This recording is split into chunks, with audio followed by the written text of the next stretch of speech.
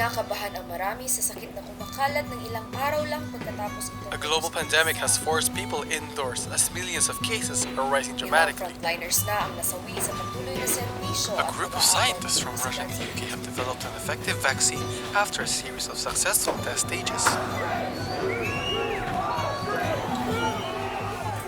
Many anti-vaxxer protests have erupted from all over the world as rumors grow that they are ineffective and useless.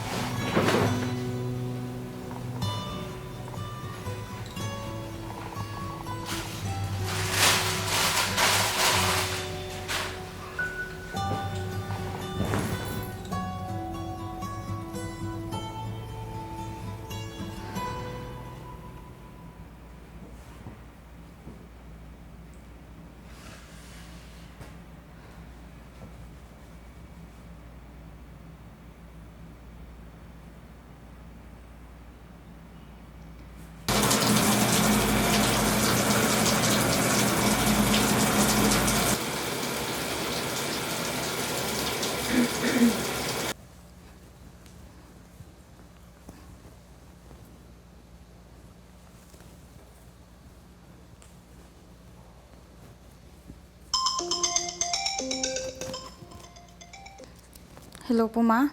Bakit po kayo napatawag? Oh, anak. Naibayad mo na ba yung bill ng kuryente dyan? Ayun nga po, hindi pa nga po eh. Kakauwi ko lang rin po kasi galing sa shift ko. Ganun ba? Oh, kamusta ka dyan?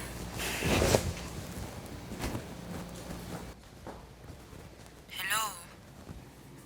Ayun po. Full capacity pa rin po yung ospital. Kayo po, Ma? Kumusta na po ba kayo dyan? Okay naman kami dito, anak. Nakakulong pa rin sa bahay, pero baka next week balik na kami sa trabaho. Nagpapabaksin na po ba kayo? Anak naman, alam mo naman, di ba, hindi ako naniniwala dyan. Bawal ang araw mawawala din to. Kapit lang. Ma, alam niyo naman po, di ba? Na pagod na po kami mga frontliners. Yung bakuna naman po kasi talaga yung makakatulong para makabalik Ayun na na tayo naman siya. O sige, sisermonan mo na naman ako dahil dyan. Naging aring ka lang, kala mo mas marami ka nang alam. Mawalang galang lang po, Ma, pero totoo naman kasi eh. Alam niyo naman po, di ba, kung gaano kami naghirap mag-aral? Tapos ang hirap pa ng trabaho namin ngayon. Underpaid na nga po kami sa sahod, tapos wala pang maayos na hazard pay. Sige, sumasagot ka pa. Makulit ka talaga eh, no? Mas marunong ka pa sa mas matanda. Baka nakakalimutan mo kung sino nagbabayad sa tuition mo sa college. Ano naman? Alam niyo naman po, di ba, kung iilan na sa mga kasama sa ospital yung mga namatay. Tapos nagkakasakit. At least malang yung magagawa niyong tulong para sa amin. Yung pagpapabakuna niyo. Kung pagod ka na maging nurse at ayaw mo magkasakit, bumitaw ka na dyan sa trabaho mo. Magkulong ka dyan sa kondo mo. Bahala ka dyan. Ano naman? Please lang oh. Ma,